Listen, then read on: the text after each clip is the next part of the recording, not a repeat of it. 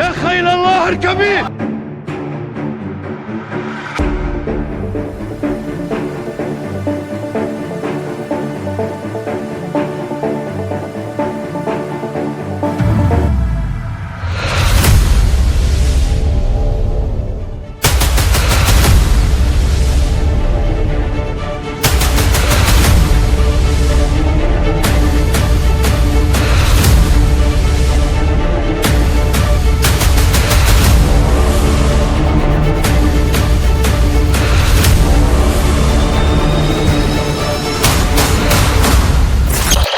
तबारक व तआला के नाम से शुरू जो बड़ा मेहरबान और नहायत रहम करने वाला है। नाज़रीन मोहतरम, अल्लाह तबारक व तआला ने कुरान मजीद के अंदर इरशाद फरमाया, और क्या तुम फ़कत सिर्फ इतनी सी बात पर छोड़ दिए जाओगे कि तुम ईमान ले आए और तुम्हारा इम्तिहान नहीं लिया जाएगा। नाज़रीन मोहतरम, जैसे जैसे कुर्बे क़यामत और क़यामत की निशानियाँ पूरी होती जा रही हैं और हम जितना जितना क़यामत के करीब होते जा रहे हैं, उतने ही मुसलमानों पर फितने और आजमाइशें भी बढ़ती जा रही हैं और मुसलमानों के ईमान को अल्लाह तबारक व तआला हर तरफ से चेक कर रहा है और हर तरफ से मुसलमानों के ईमान को आजमाया जाएगा। लेकिन नाज़रीन मोहतरम, आज की इस मुनफरिद वीडियो के अंदर हम आपके साथ शेयर करेंगे कुर्बे क़यामत के एक ऐसे खौफनाक फितने को कि जिसे सुफियानी का फितना कहा जाता है। ये सुफियानी बदबख्त कौन होगा और किस तरह से ये मुसलमानों का और बिलखुसूस हज़रत अकरम सल्लल्लाहु तआला अलैहि वसल्लम के आले पाक यानी सैयदजादों को चुन चुन कर कत्ल करेगा, और किस तरह से इस सुफियानी के फितने के अंदर हामला औरतों के पेटों को चाक किया जाएगा और बच्चों को ज़िबा किया जाएगा, और किस तरह से इस सुफियानी फितने के अंदर मस्जिद के महराब के अंदर जिनाकारी की जाएगी, और ये सुफियानी शख्स कौन होगा और किस तरह से ये हज़रत इमाम महदी अलैहिस्सलाम को शहीद करने के लिए अपने लश्करों को भेजेगा, और फिर किस तरह से अल्लाह तबारक व तआला उन तमाम लश्करों को तबाह बर्बाद करेगा। नाज़रीन मोहतरम, इन तमाम तर सवालात के जवाब कुरान और हदीस की रोशनी में आपके साथ शेयर करेंगे। लिहाजा आपसे हमारी गुजारिश है कि आप हमारी इस वीडियो को एंड तक मुलाहिज़ा फरमाइए।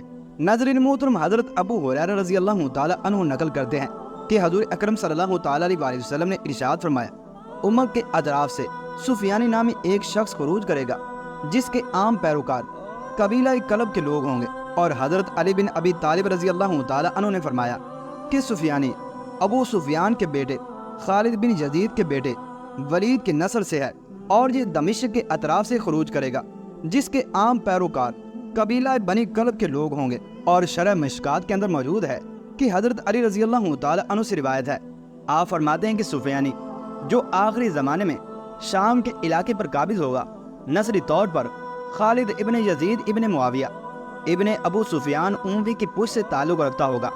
वो बड़े सर और चीचक ज़्यादा चेहरे वाला होगा, इसकी आंख में एक सफ़ेद धब्बा होगा, दमिश्क की तरफ इसका ज़हूर होगा, और इसके साथ कबीला कलब के लोगों की अक्सरियत होगी। लोगों का खून बहाना इसकी ख़ास आदत होगी, यहाँ तक कि हामला औरतों की पीठ चाक करके बच्चों को भी हलाक कर देगा। और वो जब हज़रत इमाम महदी अलैहिस्सलाम के खुरूज की खबर सुनेगा तो उनसे जंग करने के लिए एक लश्कर को भी भेजेगा। और इसी तरह से दीगर रिवायात से पता चलता है कि ये सुफियानी हज़रत महदी अलैहिस्सलाम से कुछ पहले शाम उर्दन फ़लस्तीन में किसी जगह पर होगा, और फैज़ुल कदीर के अंदर है कि इब्तिदा में वो बहुत ही मुत्तकी और परहेजगार होगा और इंसाफ करने वाले हुक्मरान के तौर पर सामने आएगा। हत्ता कि शाम के अंदर मस्जिदों में इसका खुतबा पढ़ा जाएगा। फिर जब मजबूत हो जाएगा तो इसके दिल से ईमान निकल जाएगा और जुल्म और बदआमालियों का इर्तिकाब करेगा। इसका मतलब यह है कि इसको मुसलमानों के अंदर अजीम रहनुमा और हीरो बनाकर पेश किया जाएगा, जैसा कि बातिल कुव्वतें हमेशा किया करती हैं, और जैसा कि बाद रिवायात में है कि वो अहले मगरिब से जंग करेगा और इनको शिकस्त दे देगा। तो मुमकिन है इसका ये जंग करना भी एक ड्रामा हो, ताकि आलम इस्लाम के अंदर इसको फातेह और अजीम रहनुमा बना दिया जाए।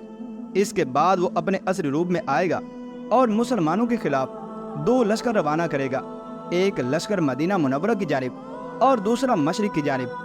ये लश्कर मदीना मुनव्वरा में 3 दिन तक लूट मार करेगा। फिर ये लश्कर मक्का मुकरमा की जानिब जाएगा। जब कि ये बैदा के मकाम पर आएगा तो अल्लाह तबारक व तआला हज़रत जिब्राईल अलैहिस्सलाम को इस लश्कर को धंसाने का हुक्म देंगे। चुनाचे ये लश्कर ज़मीन में धंस जाएगा और दूसरा लश्कर बगदाद की तरफ जाएगा और ये लश्कर भी लूट मार और कत्ले आम करेगा اور جو اس کی مخالفت کرے گا اس کو قتل کر دے گا، حتیٰ کہ حاملہ عورتوں کے پیٹ چاک کر کے بچوں کو بھی قتل کر دے گا۔ اور اس کے علاوہ سفیانی خراسان کے مجاہدین اور عرب کے مجاہدین کے خلاف بھی لشکر بھیجے گا۔ حضرت حذیفہ رضی اللہ تعالیٰ عنہ سے روایت ہے کہ رسول اللہ صلی اللہ تعالیٰ علیہ وسلم نے فرمایا، زورا میں جنگ ہوگی۔ صحابہ کرام رضی اللہ تعالیٰ عنہ نے پوچھا، اے اللہ کے رسول صلی اللہ تعالیٰ علیہ وسلم، یہ زورا کیا ہے؟ تو آپ صلی اللہ تعالیٰ علیہ وسلم نے فرمایا، مشرق کی جانب ایک شہر ہے جو نہروں کے درمیان ہے، وہاں عذاب مسلط کیا جائے گا، دھنس جانے کا، پتھروں کا اور شکلیں بگڑ جانے کا۔ جب سوڈان والے نکلیں گے اور عرب سے باہر آنے کا مطالبہ کریں گے، یہاں تک کہ وہ عرب بیت المقدس یا اردن پہنچ جائیں گے، اس دوران اچانک 360 سواروں کے ساتھ سفیانی نکل آئے گا، یہاں تک کہ وہ دمشق آئے گا، اور اس کا کوئی مہینہ ایسا نہیں گزرے گا جس میں بنی کلب کے 30,000 افراد اس کے ہاتھ میں بیعت نہ کریں۔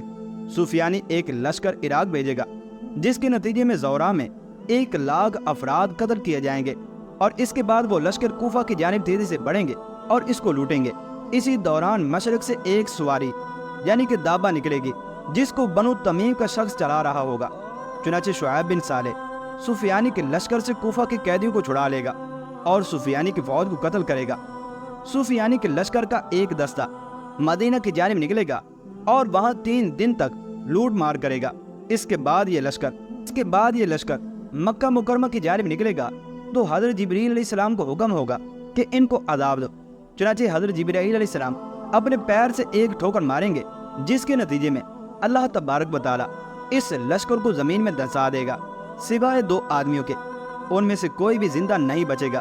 یہ دونوں سفیانی کے پاس آئیں گے اور لشکر کے دھنسنے کی خبر سنائیں گے، تو وہ یہ خبر سن کر گھبرائے گا نہیں۔ اس کے بعد قریش قسطنطنیہ کی جانب آگے بڑھیں گے، تو سفیانی رومیوں کے سردار کو یہ پیغام بھیجے گا کہ ان مسلمانوں کو میری طرف بڑے میدان میں بھیج دو۔ وہ رومی سردار ان کو سفیانی کے پاس بھیج دے گا، لہذا سفیانی ان کو دمشق کے دروازے پر پھانسی دے دے گا۔